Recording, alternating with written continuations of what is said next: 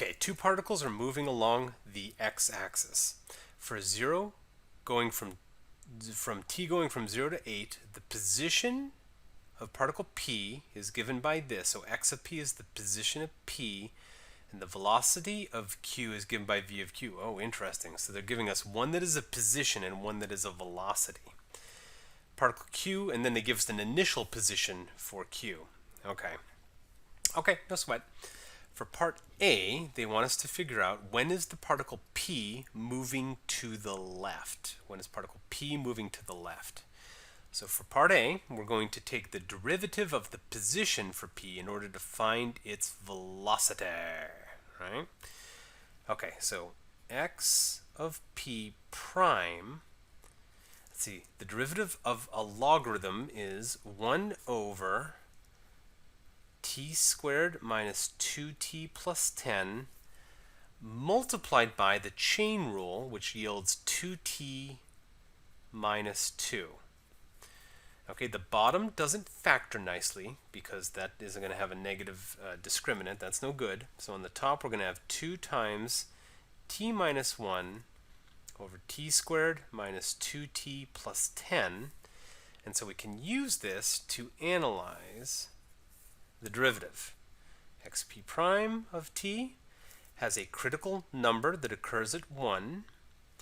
And let's see, we'll assume the time, it's on the interval from 0 to 8, so I guess I'm not really assuming, but 0 to 8, time equals 1.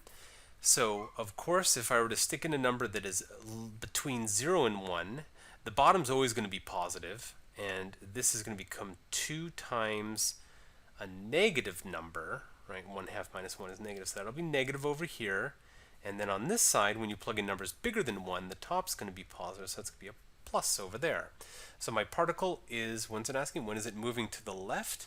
It would be moving to the left, moving left on the interval going from 0 to 1. I think I would include 0 here just because it is a, if you replaced with 0, you would get a true negative number. Usually I like to use open intervals for all my increasing, decreasing questions, but in this context I would do 0 to 1. Okay, I slid that down a little bit far, so hopefully you didn't read ahead. Let's see. For 0 to 8, find all times during which the two particles are traveling in the same direction. Okay, fine. Let's do this one in a different color then. Since I just did up here the xp prime, that means that would be effectively vp, right? The derivative of xp is vp.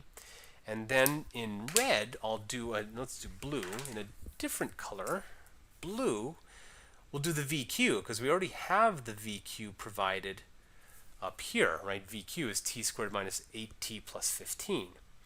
So let's see, that would have, let's see, 0 and 8. And if we're to factor this, this becomes t minus 5 times t minus 3, right? T minus 5 times t minus 3 is t squared minus 8t plus 15. So we have a critical point occurring at 3. Let's not put that right where the 1 is. Let's put it here and here. And then, of course, that's a parabola shape, right? So that's going to be positive, and then it's going to become negative, and then it's going to be positive. So the problem was asking us to say when are the particles moving in the same direction, and I now have both of my velocities. So my VQ was positive up until 3, but my VP started negative up until 1. So I would say same direction on, there's an interval that begins at 1 and ends at 3, because on that interval it would have been positive down here and it would also be positive up here. This one continues to be positive, but this one turns negative, but only for a little bit, because then notice over here between 5 and 8, it then becomes again positive VQ, while VP was still staying positive. So same direction on 1 to 3 and also on 5 to 8. That's what I'd be giving as my final answer to this problem. I didn't label that one very well. I should have said that this is like my part B, but hopefully that was understandable. Okay, now that I'm done with B, let's move on to part C. Find the acceleration of q at time equals 2, and then tell me if the speed is increasing, decreasing, or neither. Okay, so for part C, first let's deal with the acceleration, which would be the derivative of the velocity. So the acceleration of q would be the derivative of velocity, which is 2t minus 8, and therefore the acceleration at time equals 2 would be equal to 2 times 2, which is 4. 4 minus 8 is negative 4. Don't forget, we can still figure out what the velocity is also, right? V of q, or vq of 2, was going to be, let's see, 2 squared is 4. 8 times 2 is 16. 4 minus 16 is negative 12. And then when I plus 15, I get 3. So the acceleration and the velocity have different signs, right? V means we're going forward, but alpha, or A, means that we're slowing down, or there's a rate of change. The acceleration is negative.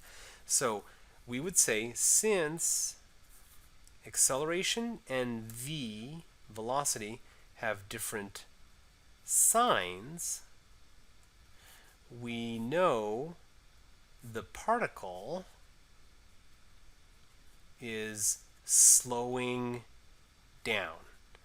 Remember, same signs speeding up, different signs slowing down for acceleration and velocity in terms of the speed.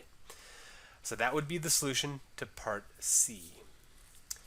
Now, last part, D, is to find an actual position. Find the position at the first time that it actually changed direction. So remember that in one of the previous parts, we figured out that V of q, remember the number line right here, we saw the first place where it changed direction was at 3. So this problem is actually just asking us to find the position of q at time equals 3. So to figure out what the position is at time equals 3, what is x of q? Well, x of q in general is going to be the position at time equals 0 plus adding up the velocities from 0 up until the time that we are interested in. So we would take where it is at time equals 0, and then we would add on the velocities from 0 to t. So what do we have to do in this problem? In this problem, we would be doing, let's slide this down so you can see it in case you haven't written it down. We're going to be doing 5 plus an integral. Oh, sorry. So in this problem, we want the position at time equals 3, because that was the first time it changed direction. So we want kq, or xq of 3, which is 5 plus the integral from 0 to 3 of t squared minus 8t plus 15 dt. So now we have a definite integral from 0 to 3. So now let's just do it. 5 plus antiderivative of t squared is t cubed over 3 of 8t. It would be a 4t squared, and there it would be a 15t evaluated from 3 to 0. Fortunately, we don't really care about the 0, right? Because plugging in the 0 is going to give us 0. So we just really need to figure out what's happening at 3. So we get 5 plus, start sticking in the 3's. 3 cubed is 27. 27 divided by 3 is 9. 3 squared is 9 minus, let's see, 4 times 9 is 36, so we're subtracting a 36. And then 3 times 15 is 45, so we're adding on a 45. Let's see, negative 36 plus 45 is a plus 9, and then adding that to this 9 means we have an 18, and 5 plus 18 is, of course, 23. So the position of the particle q at time equals 3 ends up being position 23.